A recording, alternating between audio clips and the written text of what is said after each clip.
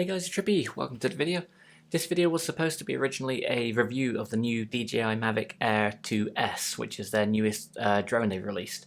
Unfortunately, because I've had a few issues, it's going to be more of a first impressions video instead, because basically the main problem I had was my phone, which is a Samsung Galaxy S10, so a fairly new phone, not too old, completely up to date and everything, including the DJI Fly app, would not connect the RC to the drone. There's just nothing I could do that would make it connect, so I tried manually linking them up, couldn't work. I've looked all over YouTube and the forums. All the solutions they said, which weren't many to be honest, just would not work. My last chance was to try a different phone, so I met up with my buddy Connor.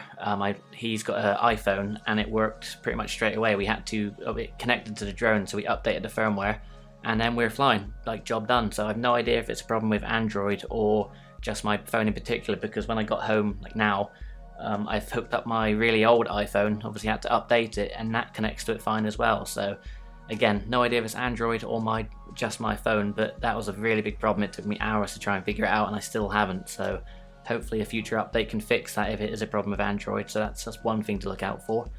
And the second thing to look out for, which I haven't seen any of the big reviewers point out, or at least none that I've watched, is if you're flying really fast with the drone in sport mode or in like high winds, some of the blades of the drone are actually in the shot. Now it doesn't ruin the shot, but they definitely are noticeable. I actually managed to capture it as well. I was doing about, I think the drone was close to 40 miles an hour across the beach.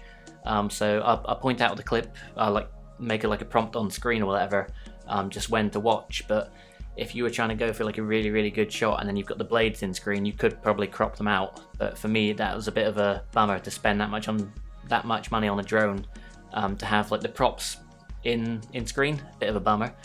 So yeah, they were the two bad things. But other than that, when I did finally manage to take off, I was like really confident with it. Obviously I've had the Air 2 for a while now, so I've got my wings, if you like, but I'm by no means a professional flyer. The little bit of nerves you have when you drone were there, but as soon as I took off, it was just like easy sailing. We even flew it around the corner of Big Hill as well, like a granite hill.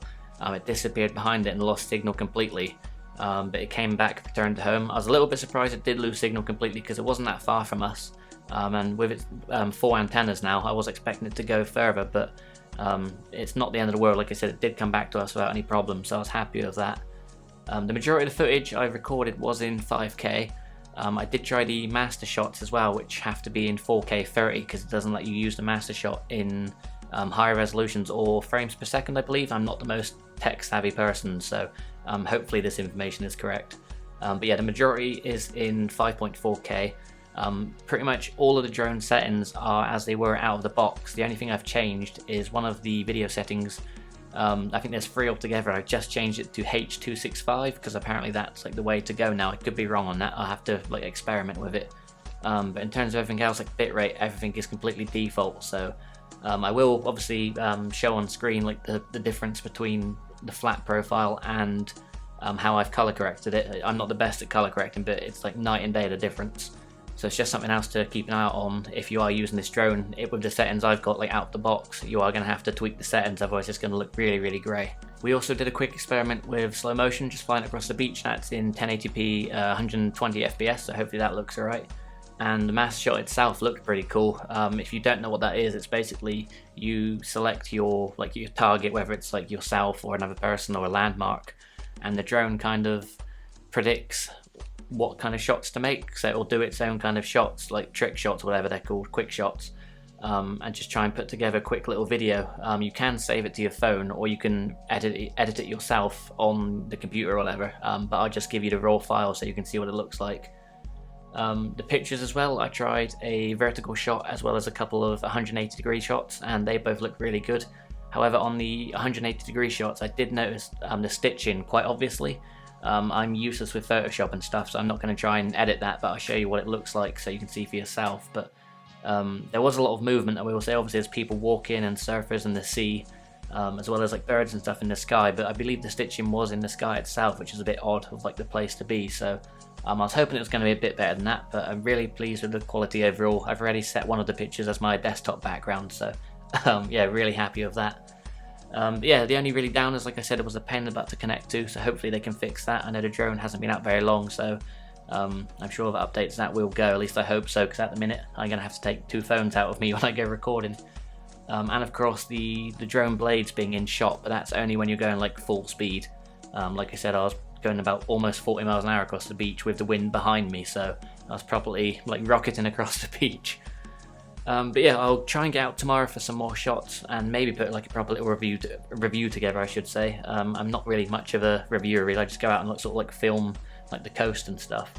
Oh, one other thing I will mention as well is the batteries.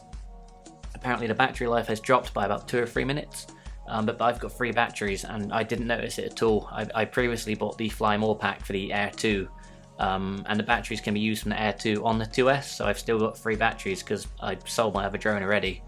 And yeah, you don't notice those differences at all. I find if I'm going out to one location to film, I'll maybe use 1 battery. Almost every time I go out, I'm coming back with a full battery that hasn't been used. And I find myself just trying to use it to kill the battery off, so I'm not sort of half charging it every time. So yeah, battery life wasn't a concern at all. It wasn't too windy today, so I couldn't really test it, but there is a really good YouTube channel, I forget his name. If you just put in like drone wind test, you'll probably know who I'm talking about. It does some crazy things, and he flew that in it absolutely fine. So yeah, I felt comfortable flying it.